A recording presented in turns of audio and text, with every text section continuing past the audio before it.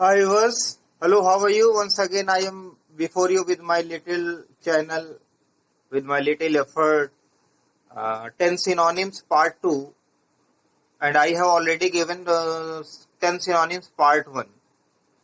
So I have actually run this series for your own convenience, and in this series, इस 10-10 की series में हम 10-10 synonyms with option के साथ आपको प्रैक्टिस कराते रहेंगे। चलिए स्टार्ट करते हैं आज का काम। देखिए 10 सिनोनिम्स में पहला क्वेश्चन हमने क्या लिया हुआ है। 10 सिनोनिम्स क्वेश्चन नंबर 1। आज का पहला वर्ड हमने लिया एनोमली। एनोमली। एनोमली का प्लूरल होता है एनोमली। एनोमली मीन्स क्या होता है, पहले समझ लेते हैं। एनोमली मीन्स अनियमितता या कोई गलती। अनियमितता या कोई गलती या इरेगुलरिटीज, अनियमित तरीके से काम करना। अब देखते हैं कि 4 ऑप्शन है। इरेगुलरिटी यानी जो रेगुलर ना हो, मनमाने ढंग से उल्टा पुल्टा काम। डेविएशन मीन्स होता है कि अपने सेंटर पॉइंट से, अपने फोकस से हट जाना, विचलित हो जाना। इनकॉन्ग्रुअस का मतलब होता है बेमेल, यानी जो मेल ना खाए, जो मैच ना करे, औरों से अलग हो। और ऑडिटी का मतलब होता है एकदम विषम या भद्दा। तो अब देखते हैं कि एनोमली, ये बहुत ज्यादा वर्ड यूज होता है, इजी है। तो एनोमली मतलब अनियमितता, इरेगुलरिटीज, कमियां खामियां। उसके अकॉर्डिंग हमारा जो ऑप्शन ए है इरेगुलरिटी, बिल्कुल परफेक्ट है सिनोनिम्स इसका। तो याद रख लीजिए, एनोमली मीन्स अनियमितता, अनियमितता या इरेगुलरिटी। चलिए वर्ड नंबर 2 की तरफ चलते हैं, लेते हैं क्वेश्चन नंबर 2। क्वेश्चन नंबर 2 में हमने लिया बैफल। बी ए, बहुत ही इजी वर्ड बैफल। अक्सर आप सुनते हैं baffle, war you baffling, why he was baffled. इसका हमने ऑप्शन लिया है पहला अनॉय, ANNOY, अनॉय। दूसरा ऑप्शन हमने इसका लिया है इरिटेट, इरिटेट। और तीसरा ऑप्शन हमने इसका लिया है पजल। और चौथा ऑप्शन लिया है डिस्ट्रॉय। हम देखते हैं कि क्या मतलब है। अनॉय मीन्स होता है क्रोधित होना, गुस्साना किसी बात पर। इरिटेट मीन्स होता है चिड़चिड़ाना या किसी को चिड़चिड़ा बनाना। पजल मीन्स होता है पहेली में पड़ जाना, असमंजस में पड़ जाना। और घबरा जाना भी मतलब होता है अचानक से। और डिस्ट्रॉय मीन्स नष्ट करना। तो हमने पहले आपको बैफल का मतलब होता है वरी या कंफ्यूज, घबराना, वरी या कंफ्यूज, हमने आपको पहले ही बताया। तो अब उसको देखते हुए बैफल का मतलब घबरा जाना या कंफ्यूज हो जाना। हमारा सबसे perfect, the most appropriate answer होगा सी पजल। क्योंकि चारों ऑप्शन में देखा जाता है कि अगर आंसर मैच कर रहे हैं तो सबसे ज्यादा अप्रोप्रिएट कौन सा आंसर होगा। बैफल के बाद क्वेश्चन नंबर 3 पर आ जाइए। In the easiest way I am trying to tell you, ताकि आप याद रख सकें। ये सब आने वाले क्वेश्चन है एग्जाम में, याद रखिएगा। अब आता है बारबरस। बारबरस,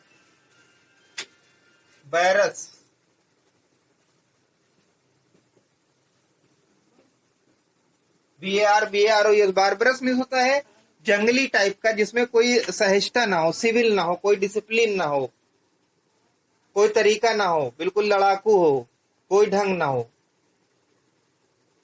बारबरस जंगली, क्रूर। अब ऑप्शन कौन कौन से लिए हैं देखें हम।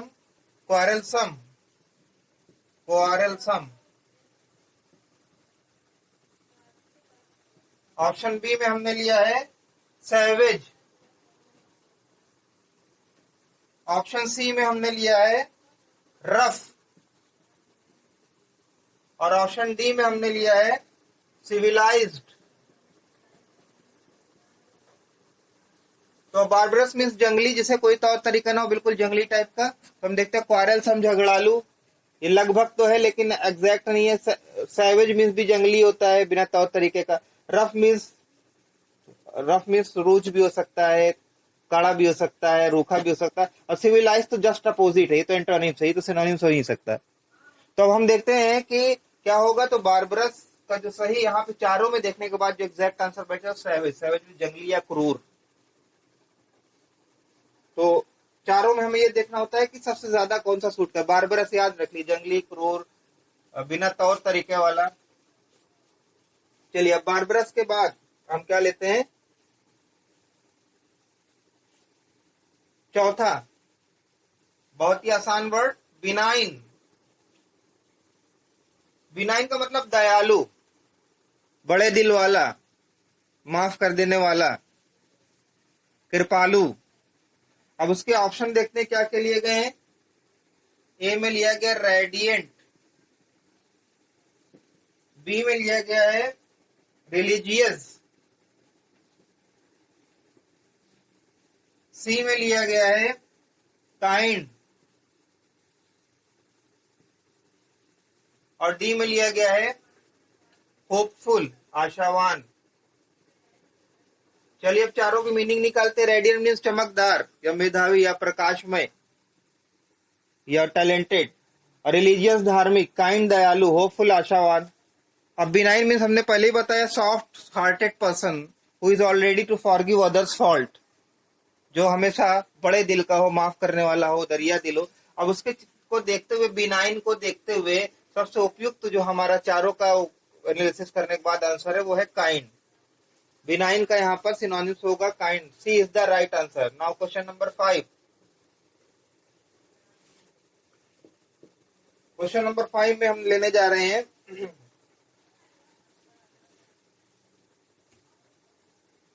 बॉयस्टेरस। ये अक्सर आता भी है, बॉयस टेरस। बॉयस्टेरस में शोर शराबा बहुत ज्यादा, जहां बहुत दिक्कत हो, शांति से रह न सके, आप चारों तरफ से शोर आ रहा हो। तो ऑप्शन क्या है इसका, पहला हैप्पी है, जो हो ही नहीं सकता क्योंकि हैप्पीनेस कुछ दूसरा है।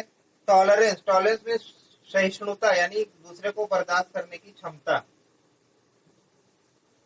और तीसरा है नॉइजी।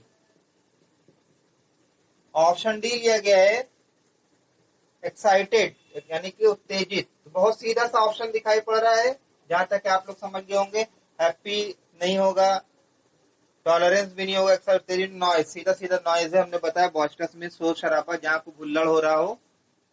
बॉस्टर्स जनरली बॉस्टर्स को अच्छे सेंस में लिया जाता है जहां कोई पार्टी वगैरह चल रही होती है, लोग जश्न मना रहे होते हैं। तो चलिए अगला लेते हैं, और ये है छठा। छठे में हमने लिया ब्रंट। बर्ंट तो सुना था, लेकिन ब्रंट आप लोगों के लिए जरूर हो सकता है वर्ड नया हो, लेकिन ये वर्ड बिल्कुल नया नहीं है, बहुत ही कॉमन वर्ड है। बर्ंट अलग चीज है, बर्न मीन्स जलना होता है, वो बर्ंट उसका सेकंड फॉर्म होता है। ये ब्रंट अलग चीज है, ये एडजेक्टिव है। ब्रंट मीन्स होता है इम्पैक्ट, प्रभाव, याद रखिएगा। तो हमने ऑप्शन लिए हैं इसके ब्रंट में। ए लोड, ऐसे ऑप्शन ले रहे हैं ताकि आप आसानी से पकड़ लें। इम्पैक्ट, हालांकि इतने आसान ऑप्शन आते नहीं है एग्जाम में, कभी मिलते जुलते होते हैं, लेकिन अभी आप इजी में चल रहे हैं तो उस हिसाब से ऑप्शन आप हम ले रहे हैं आपके लिए। कॉन्सिक्वेंस,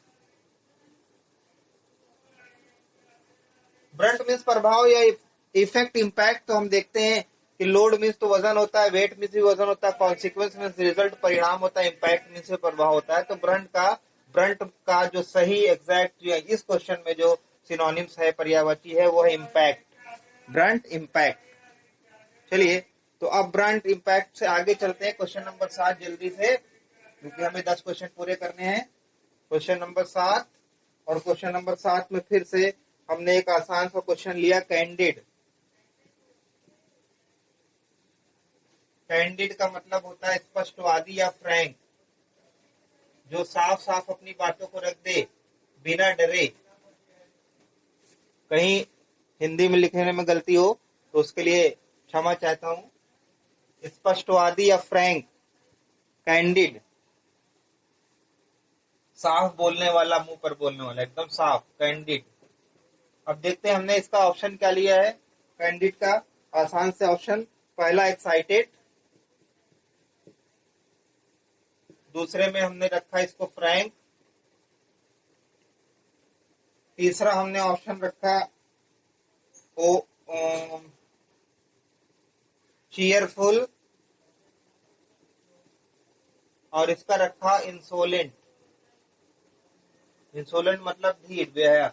अब देखते हैं कैंडिड स्पष्टवादी जो साफ बोले क्या होगा, एक्साइटेड तो उत्तेजित होगा, चीयरफुल होगा नहीं, चीयरफुल यानी कि बहुत प्रसन्न हो, इंसोलेंट में ढीठ होता है, फ्रैंक, फ्रैंक भी जो कैंडिड की मीनिंग है वही फ्रैंक ही है, कैंडिड, फ्रैंक, स्पष्टवादी। क्वेश्चन नंबर 8 की तरफ चलते हैं कैंडिड के बाद, याद रखिएगा इसे, भूलिएगा नहीं।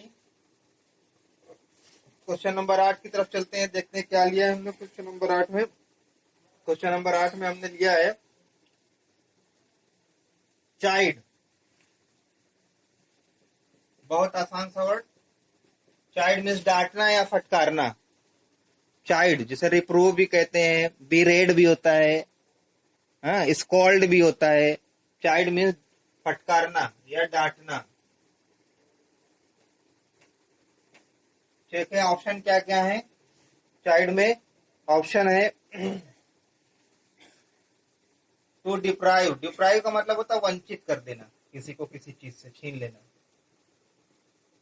टू प्रेज, ये तो इसका ऑपोजिट हो गया, ये तो हो नहीं सकता, तारीफ करना होता है। See, to rebuke, rebuke, rebuke means भी डांटना। जब, और डी,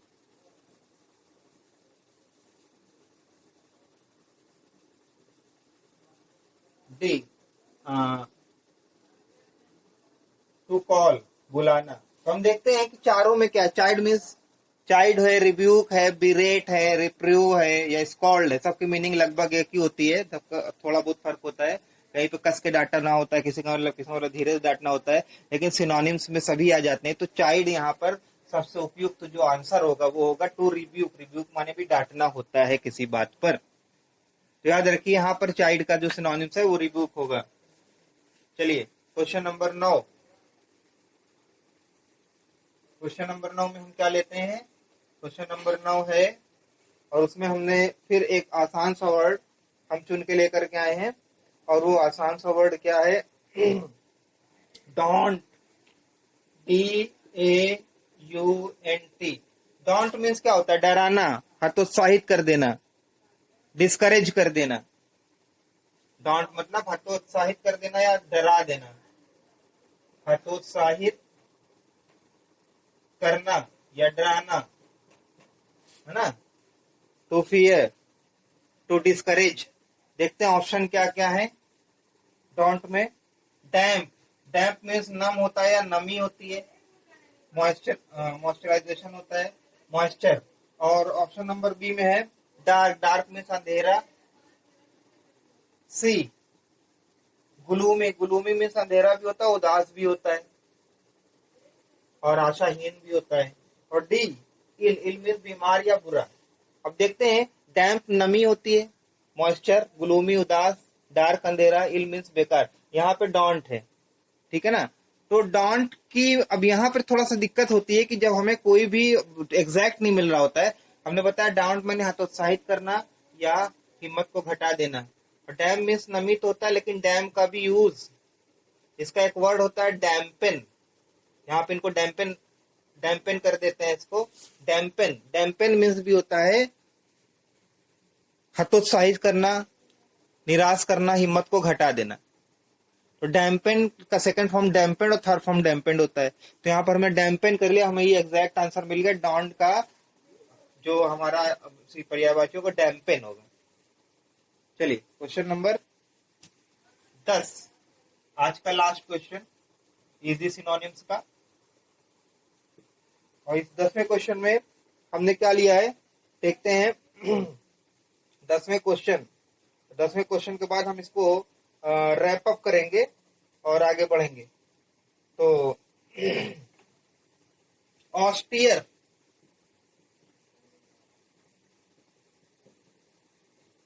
ऑस्ट्रिया में कड़ा होता है, या अगर इसको हम लाइफ से जोड़ के देखें तो कड़े या सादा जीवन गुजारना, ये साधु सन गुजारने, हर चीजों से परहेज कर रहा, कड़ाई से, ऑस्टियर।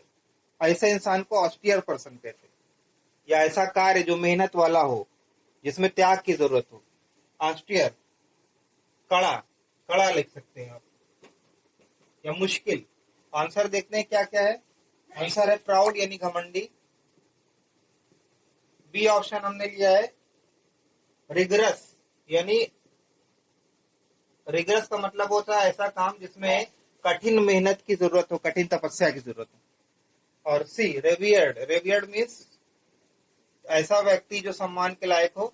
और डी पुअर, पुअर का मतलब तो आप जानते हैं। तो अब हम ये देखें एक ऑस्टियर यानी कि एक तपस्वी की तरह रहना, या कोई ऐसा काम करना जिससे चीजों से बचना पड़े या फिर कठिन कार्य करना पड़े, तो उसके लिए ऑस्टियर कहते हैं। और रिगरस की भी वही मीनिंग होती है।